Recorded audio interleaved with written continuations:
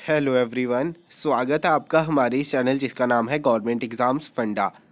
आज है इकोनॉमिक्स का लेक्चर 2। हमने लेक्चर 1 में जो कवर किया था वो था इंडिफरेंस कर्व के बारे में। आज जो इकोनॉमिक्स का हम लेक्चर 2 पढ़ेंगे इसका सीधा सीधा रेफरेंस जो है आपको माइक्रो इकोनॉमिक्स की जो 12th की एनसीईआरटी है उसके चैप्टर 1 से मिल जाएगा। यानी कि चैप्टर 1 जो है एनसीईआरटी 12th की माइक्रो इकोनॉमिक्स का वो आज हम कवर कर लेंगे। एक या दो टॉपिक ही है उसमें कवर करने वाले, देखने वाले, तो वो आज हम देखेंगे। तो चलिए बिना देर किए हम शुरू करते हैं। Central problem of economy. अब सेंट्रल प्रॉब्लम ऑफ इकोनॉमी क्या है उसके बारे में हम देख लेते हैं। सेंट्रल प्रॉब्लम ऑफ इकोनॉमी के बारे में जानने से पहले दो चीज़ें आपको पता होनी चाहिए। पहली है गुड्स एंड सर्विसेज। हमारा जितना भी ट्रेड होता है, पैसे का लेन देन होता है, वो किस चीज़ के कारण होता है? गुड्स या सर्विसेज की वजह से। कोई इंडस्ट्री कोई सामान बना रही है, उसको बेच रही है, वो हो गए गुड्स। जैसे कोई टीचर पढ़ा रहा है, वो हो गई सर्विसेज। तो गुड्स और सर्विसेज पर ही हमारा जो सारा लेन देन है वो जो है बेस्ड होता है। अब दूसरी चीज़ जो सेंट्रल प्रॉब्लम ऑफ इकोनॉमी में आपको समझनी है, हम चीज़ें क्यों खरीदते हैं।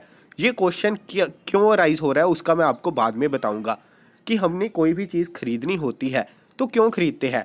या तो वो क्या है, बहुत ही ज़्यादा ज़रूरी है हमारे लिए, जैसे रोटी कपड़ा मकान, नीड है इसलिए खरीदते हैं पैसे देकर, या अपनी डिज़ायर इच्छाओं की पूर्ति के लिए। दो ही चीज़ें हैं। अब हमारी इच्छा की पूर्ति के लिए और हमारी नीड के लिए रिसोर्सेज है लिमिटेड रिसोर्सेज। अब जैसे पॉपुलेशन बहुत ही ज़्यादा हो गई, उतना फूड नहीं है। रिसोर्स क्या हो गया यहाँ पे? फूड हो गया। वो फूड को खाने वाले लोग, उनको नीड है या डिज़ायर है, उस पर डिपेंड है। अब सेंट्रल प्रॉब्लम ऑफ इकोनॉमी क्या है? सेंट्रल प्रॉब्लम ऑफ इकोनॉमी यही है कि लोग क्या चाहते हैं, उनकी क्या इच्छा है और उनकी इच्छाएं किस हद तक पूर्ति उनकी की जा सकती है। क्योंकि हमारे पास रिसोर्सेज लिमिटेड है, लेकिन हमारी इच्छाओं की तो कोई भी लिमिट नहीं है। इच्छाएं की कोई लिमिट है? बिल्कुल भी नहीं है। इच्छाओं की कोई लिमिट नहीं है, रिसोर्सेज की लिमिट है। तो यानी कि गिवन रिसोर्सेज में हम लोगों की कितनी इच्छा की पूर्ति कर सकते हैं और कैसे सही ढंग से करें, उसको कहते हैं सेंट्रल प्रॉब्लम ऑफ इकोनॉमी। इसके 3 पार्ट है, वो अब हम देखते हैं। सबसे पहला जो एस्पेक्ट है सेंट्रल प्रॉब्लम ऑफ इकोनॉमी का, वो क्या आता है हमारे मन में? अब हमारे मन में इच्छा पूर्ति की जो है डिज़ायर आई कि हमने ये सब कुछ लेना है, और जो हमारी जैसे इंडस्ट्रीज़ हो गई, उन्होंने वो गुड्स और सर्विसेज जो है हमें प्रोवाइड करवानी है। तो सबसे पहला जो केस आता है सेंट्रल प्रॉब्लम ऑफ इकोनॉमी में, वो क्या आता है? वो आता है what to produce in what quantities. सबसे पहला, अब गुड्स एंड सर्विसेज तो इच्छाएं लोगों की बहुत है, रिसोर्सेज लिमिटेड है, तो उस लिमिटेड रिसोर्सेज में हमें क्या बनाना है और कितनी क्वांटिटी में बनाना है, ये है पहला aspect central problem of economy का। दूसरा, क्या बनाना है, कितनी क्वांटिटी में बनाना है, ये हो गया। दूसरी चीज़ है उसको बनाना कैसे है, क्या उसके लिए लेबर लगेगी, अगर लगेगी तो कितनी लगेगी। इसके अलावा तीसरी प्रॉब्लम क्या है? तीसरी प्रॉब्लम है सामान तो बन गया, लेकिन वो सामान जो हमने बनाया है वो किसके लिए बनाया है? रिसोर्सेज लिमिटेड है, अगर लेने वाला ही नहीं है तो गुड्स और सर्विसेज बनाकर हमें कोई फ़ायदा नहीं होगा। तो सेंट्रल प्रॉब्लम ऑफ इकोनॉमी की 3 प्रॉब्लम्स हैं। क्या देखना? हमने गुड्स एंड सर्विसेज बनानी है, लेकिन क्या बनाना है और कितनी बनानी है और कैसे बनानी है और किन लोगों के लिए बनानी। अब इसको आप एक एग्जाम्पल से भी समझ सकते हैं, छोटे लेवल पर समझ के देखिए। घर में है, घर में खाना बनाना है, ठीक है। सबसे पहली प्रॉब्लम क्या आती है? अब डिज़ायर यहाँ पे भी क्या डिपेंड करता है। अब सपोज घर में 4 लोग हैं, उनको लिए जो है खाना बनाना है, तो सबसे पहले हमारी प्रॉब्लम सामने क्या आती है? यही आती है कि बच्चे खाना क्या चाहते हैं, उनकी इच्छाएं क्या है। सबसे पहले उनकी इच्छाएं देखी जाती है, फिर रिसोर्सेज देखे जाते हैं कि क्या वो चीज़ें बनाने के लिए जो बच्चे की इच्छा उत्पन्न हुई है उसके लिए घर में रिसोर्सेज है कि नहीं। चलो वो हो गया।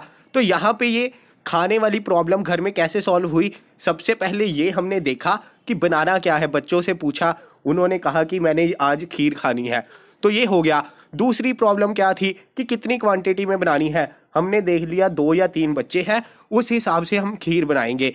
तीसरी चीज़ बनानी कैसे है, ये प्रॉब्लम है। अब घर में किसी को बनानी आनी चाहिए, यानी कि कोई भी गुड्स एंड सर्विसेज अगर हमने बनानी है, उस प्रॉब्लम को सॉल्व करना है, उसके 3 एस्पेक्ट हैं। सबसे पहले हमें ये पता होना चाहिए कि वो चीज़ प्रोड्यूस कैसे करनी है, कितनी मात्रा में करनी है, ये अगर हमें पता होगा। और तीसरी चीज़ ये पता होनी चाहिए कि हम प्रोड्यूस किसके लिए कर रहे हैं। अब सपोज जैसे हमारी कुछ स्टेट्स हैं, जैसे वेस्ट बंगाल में लोग चावल बहुत खाते हैं, लेकिन उसी तरह से वेस्ट बंगाल में लोग चावल बहुत ज़्यादा खाते हैं, पंजाब में लोग चिकन बहुत ज़्यादा खाते हैं, ठीक है। अब अगर उल्टा हो जाए, वेस्ट बंगाल में हम जो है चावल बहुत ही, वेस्ट बंगाल में हम चिकन बहुत ज़्यादा क्या करें, वो बेचना शुरू कर दे, तो ये क्या होगी प्रॉब्लम, हमारे रिसोर्सेज वेस्ट हो रहे हैं, क्योंकि वहाँ पे फॉर हुम टू प्रोड्यूस, यानी कि वहाँ पे वेस्ट बंगाल में ज़्यादा चिकन खाने वाले लोग ही नहीं हैं, तो हम चिकन वहाँ पे बेचकर क्या करेंगे। इसी तरह से पंजाब में ज़्यादा ज़रूरत किसकी है, ज़रूरत है चिकन की, तो उस पर बेच है। यानी कि सेंट्रल प्रॉब्लम ऑफ इकोनॉमी हमें ये बताती है कि एक स्पेसिफिक एरिया, वहाँ के लोगों की नीड क्या है, और उसके अकॉर्डिंग हम चीज़ों को प्रोड्यूस करें और बेचें। तो इस पर हमारी सेंट्रल प्रॉब्लम ऑफ इकोनॉमी जो है डिपेंड करती है। एग्जाम पॉइंट ऑफ व्यू से आपने ये 3 चीज़ें जो है ध्यान में रखनी है। तो चलिए चलते हैं आगे। अब आगे देखते हैं प्रोडक्शन पॉसिबिलिटी सेट। ये एक टर्म आई थी हमारे चैप्टर 1 में, तो बता देता हूँ प्रोडक्शन पॉसिबिलिटी सेट क्या है। अब हमारे पास रिसोर्सेज है लिमिटेड, उन रिसोर्सेज से जो अलग अलग तरह से चीज़ें हम जो है बना सकते हैं, उनको प्रोड्यूस कर सकते हैं, उसको कहते हैं हम प्रोडक्शन पॉसिबिलिटी सेट। एग्जाम्पल से समझिए, सपोज हमारे पास 1000 रुपीज़ है, 1000 रुपीज़ है, मुझे मैंगो, एप्पल और पाइन एप्पल प्रोड्यूस करने हैं। तो अलग अलग तरीक़ों से जो मैं प्रोड्यूस कर सकता हूँ, 1000 रुपीज़ इसमें इन्वेस्ट करके प्रोड्यूस कर दिए 0, तो ये हो गया एक सेट। या मैं क्या कर सकता था, मैंगो 300 के कर देता, एप्पल 300 के, पाइन एप्पल 400 के। तो इस तरह से अलग अलग तरह से लिमिटेड रिसोर्सेज जो है, लिमिटेड रिसोर्सेज में अलग अलग तरह से जो चीज़ें हम प्रोड्यूस कर सकते हैं, उसको कहते हैं प्रोडक्शन पॉसिबिलिटी सेट। कुछ ज़्यादा याद रखने वाली इसमें चीज़ नहीं है।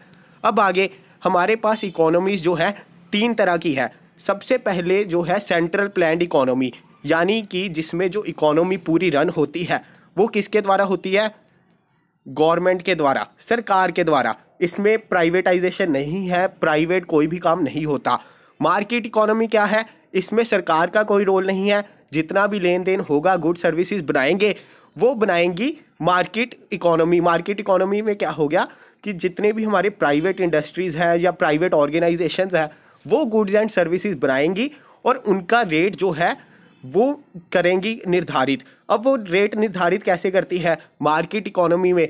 सेंट्रल प्लान्ड इकोनॉमी में तो गवर्नमेंट ने किया, मार्केट इकोनॉमी में रेट निर्धारित कैसे होता, मार्केट इकोनॉमी में जो हमारे प्राइवेट लोग हैं, जो हमारे जैसे सपोज करो शॉपकीपर है, वो भी अपना सामान किस चीज़ पर बेचते हैं कि पीछे से जो उनको सामान आ रहा है वो कितने रुपीज़ में आ रहा है, लोग लेना चाह रहे हैं कि नहीं लेना चाह रहे। अगर डिमांड ज़्यादा हो जाएगी तो वो क्या करेंगे, प्राइस जो है ऊपर चला जाएगा, डिमांड कम हो जाएगी तो प्राइस नीचे आ जाएगा। तो ध्यान क्या रखना है, ध्यान रखना है कि सेंट्रल प्लान्ड इकोनॉमी में, हमारी इकोनॉमी में जितनी भी गुड सर्विसेज है वो कौन प्रोड्यूस और रन करता है, सरकार करती है, गवर्नमेंट करती है। मार्केट इकोनॉमी में प्राइवेट सेक्टर करता है। इंडिया में कौन सी इकोनॉमी है, इंडिया में है मिक्स्ड इकोनॉमी। यहाँ पे कुछ चीज़ों में सरकार का हिस्सा है, कुछ चीज़ें जो है प्राइवेटली चलती है। तो ये देखना है। तो 3 तरह की हमारी इकोनॉमी है, ये आपको पता होना चाहिए। अब आगे देख लेते हैं माइक्रो इकोनॉमिक्स और मैक्रो इकोनॉमिक्स। माइक्रो इकोनॉमिक्स और मैक्रो इकोनॉमिक्स के बारे में इस लेक्चर से अगले लेक्चर में शुरू हो जाएंगे टॉपिक्स। तो हमें पता होना चाहिए कि माइक्रो इकोनॉमिक्स और मैक्रो इकोनॉमिक्स में फ़र्क क्या है। इकोनॉमिक्स के जितने भी कंपोनेंट्स हैं उनको अगर छोटे छोटे रूप में अलग अलग तरह से इवैल्यूएट करें, वो है माइक्रो इकोनॉमिक्स। जैसे अगर हम ये देखें कि किसी एक बंदे की इनकम कितनी है, तो वो हो गया माइक्रो इकोनॉमिक्स का पार्ट। लेकिन अगर हम एज अ होल देखें कि पूरे इंडिया के लोगों की इनकम कितनी है, वो हो गया मैक्रो इकोनॉमिक्स का पार्ट। आप इसको ऐसे समझ सकते हैं जैसे हमारे पास बहुत सारे ट्रीज़ हैं, बहुत सारे ट्रीज़ हैं। ट्रीज़ मिलके क्या बनाते हैं?